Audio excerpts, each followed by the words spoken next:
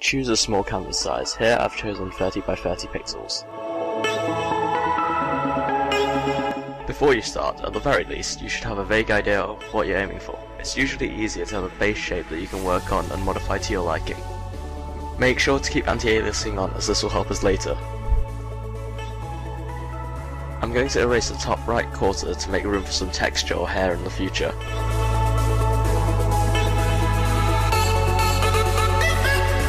Don't worry about making mistakes, it's important to create a base which you can progressively improve on.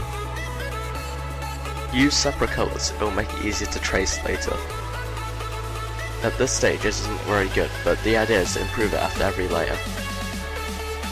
Create a new layer and set the opacity of the previous layer to 50%. Here's where anti-aliasing helps. We can choose specific pixels to fill in. Even a single pixel changes the general shape of the character. With the basic shape of a character finalized, we can start choosing colours for our character.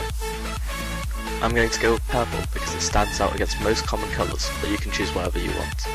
Don't worry about the tone at this point, but do make any corrections to the shape.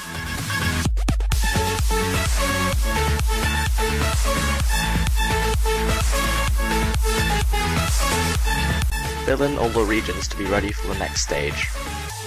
Now you should start adding details like texture or any other unique features your character has. I decided to give him a metal mask and change his eye colour from white to red to give him a darker look. I also enlarged the canvas so I have more space to work. I attempted to give him a body, but as you can probably tell by how disproportionate it is, I wasn't very happy with the result. If you run into similar situations, you should either resolve it by reattempting it, or just skip to the next step. Spend a reasonable amount of time choosing a colour palette, it will really help to make your pixel art pop. This is the stage where your pixel art starts looking good. Again, I start by re-outlining the image, but I use dark purple to help my character stand out.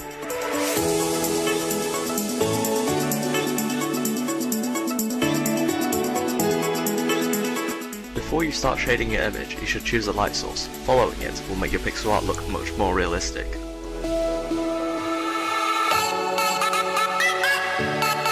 I chose the light source to be the top left corner, so I added the appropriate highlights for the mask. I removed parts of the mask to make it look more irregular. Try to use colours with high contrast, it makes the final image many times more interesting. Don't forget to keep lighting consistent. I have my shadows on the right side and the highlights to the top left. Here I attempted the creation of the body again, this time keeping it simple, which gave a much better result.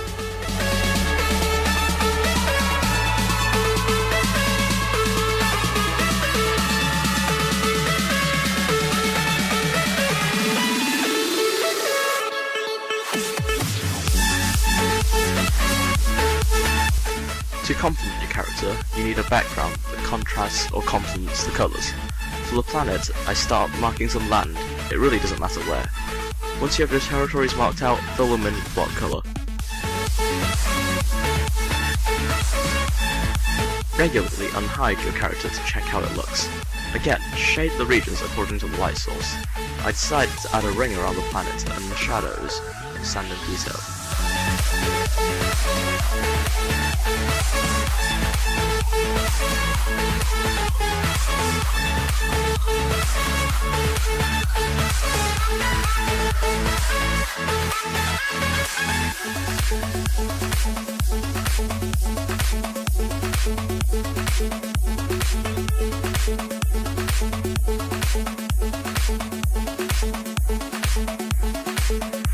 I noticed that there was a lack of general detail on the planet, so I added an atmosphere to mask some of the block colour.